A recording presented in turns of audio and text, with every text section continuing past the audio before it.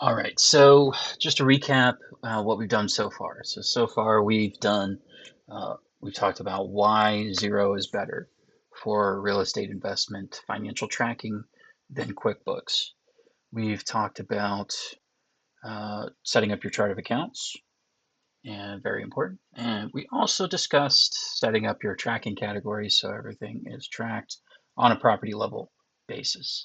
So now what we're going to get into is some meat and bones, right? We're going to actually show you what it looks like when you acquire a property for BRRRR strategy. So let's get into it. So we're going to go to Xero, and we're going to go to accounting, then manual journals.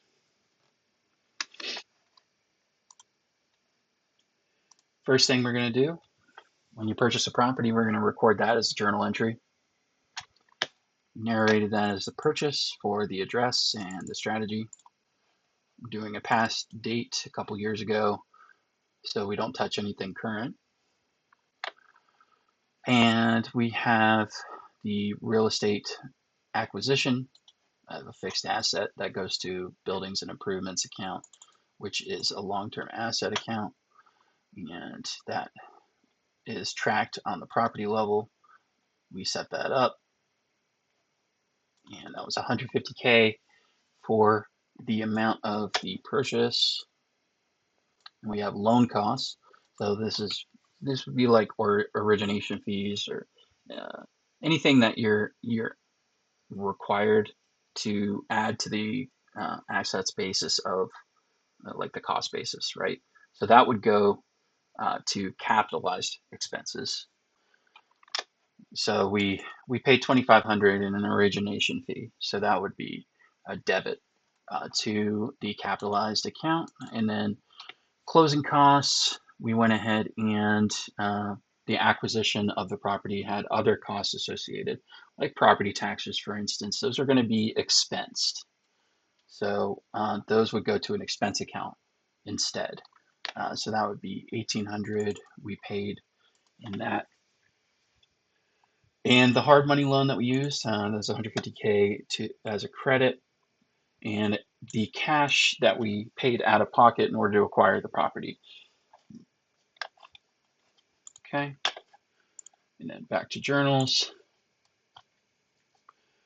Okay, so everything here from here on out, after the journal is actually placed, would go through the bank feed, which would be under accounting and then bank accounts.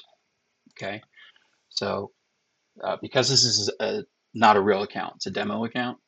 So we have to do everything manually by journal. So that's how I'm going to do it here, and that's how I'm going to show you. So after we acquired the property, what's next is rehabbing the property, right? So we have to pay for that, and every time we pay for it, we have to track it, or you should. So that goes to rehab capitalized. So what you're doing is you are actually capitalizing the expense, because what happens is when you're adding to the property's value, you're making sure that you're constantly adding to the asset's basis, so that way it depreciates over time and you recover that cost over the long term. So we're setting it up for 10,000, just a nice round number. 10,000 is getting debited to buildings and improvements account. So again, that's that same long-term asset account, and we are crediting the amount that we took out of our checking account to pay for the rehab. So we did that 3 times. So there's 3 draws. I don't need to show you because they're literally identical. The other thing we have to do is we have to capture the interest expense for the hard money. So we had a hard money loan we took out in order to purchase the property. So we go ahead and debit 1,500 to the interest expense account. That would be mortgage interest, and $1,500 credited to the checking account for actually paying for the interest expense. So that's done every single month up until you refinance. Okay. So the last thing we're going to do, after we finish rehabbing the property, right? We acquired it, we're rehabbing it, we finished the rehabilitation. So we're ready to refinance.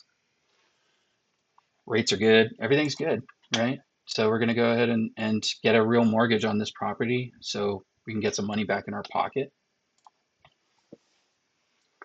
So this is what it looks like when you rehab, excuse me, when you refinance a property for BRRRR or for anything, right? You're going to need to pay off a loan, and that's done via the hard money loans account and a debit of the amount of the loan, 150K. We debit the 2,200 that we use to capitalize the expense and mortgage on the property. So this is the new mortgage. That's 165K that we get. So $12,800 goes back into our checking account for the refinance. So, that's good. Do we wish for more? Sure. But this is a scenario. All right. So now that we've acquired the property in January, we've rehabilitated it, right? So we did a few months of rehabilitation. We finished fixing up the property and getting it ready for renters to actually come in, tenants, and we refinanced the property so that way we stop paying so much interest on the hard money. And finally, now we're ready to get some tenants in there and get some cash flow. Okay, so this is what it looks like when we have a rental income coming in. It's very simple. All we're going to do is debit the checking account, there's 1,750, and credit the long-term asset account, the receivable, for the same amount. Just as a reminder, that's going to go through your bank feed. It's going to come in as a deposit for the amount of 1,750, and uh, you, if you're doing it, then you would just go ahead and categorize that yourself, or your bookkeeper, or whoever's tracking that for you. That's how it's done. It's done through the bank feed. So very simple. Now let's go ahead and pull up a report so you can see what this looks like.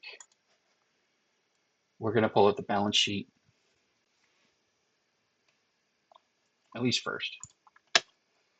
Okay, this was done in 2024. So let's go ahead and pull up. We had rent all the way up to September. So let's do 30th of September 2024. Okay, 742 Evergreen Terrace. Do that. Okay. So don't pay attention to the negative checking account. This isn't real money. So obviously, any money that was taken out of the checking account or into the checking account, it's not real. But what we are going to pay attention to is the fixed asset account. So we have 180,000. But maybe you're asking, well, what happened? I thought it was 150,000. Well, remember when I talked about capitalizing those expenses instead of just actually or, capitalizing the, I should say, costs, not expenses, capitalizing the costs for the property rather than expensing it is adding it to the asset basis and the cost, or a cost basis, in other words. So 150,000 was the amount that we used to pay for the property, but then we also have rehabilitation and fixing up the property that we went ahead and budgeted for $10,000 per month. So we did that 3 times, 3 months. So 3 months plus 3 months times 10,000 plus 150,000 for the acquisition of the property equals 180,000. And then also we capitalized the closing costs associated with purchasing the property. So your total assets basis is 184,700 for this property. that is going to be depreciated over time and go back to you. Very nice. And then the liabilities account, the only liability that's going to show up there by that time, because you would have had the hard money loan, but we paid that off. So now we replaced that with a mortgage, and the mortgage is $165,000, and that's pretty much it. So let's take a look, just for clarity's sake, at the P&L.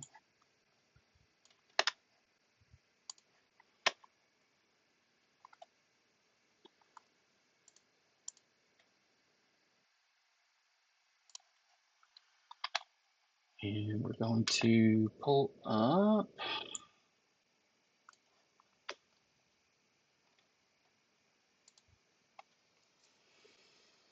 We'll do 1st of January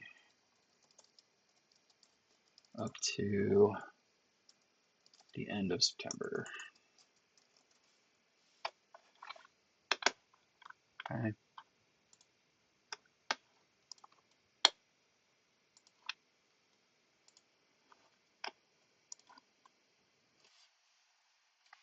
Not a whole lot there, because we just rented it out, so it's not going to show a ton of cash flow. However, it's there. So we have 3,500 so far in rent. That's 2 months of rent. The operating expense is 1,800 to acquire the property. That again was your like property taxes and other costs that couldn't be capitalized and added to the basis of the property. That's going to be expensed. Your mortgage interest expense is another thing that can't be capitalized, so that gets added here to the P&L.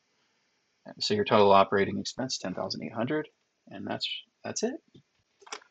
So we have, just to recap, we acquire the property, we we do a manual journal. Everything else goes through the bank feed. So any money that you spend goes into the bank feed, and it's categorized that way.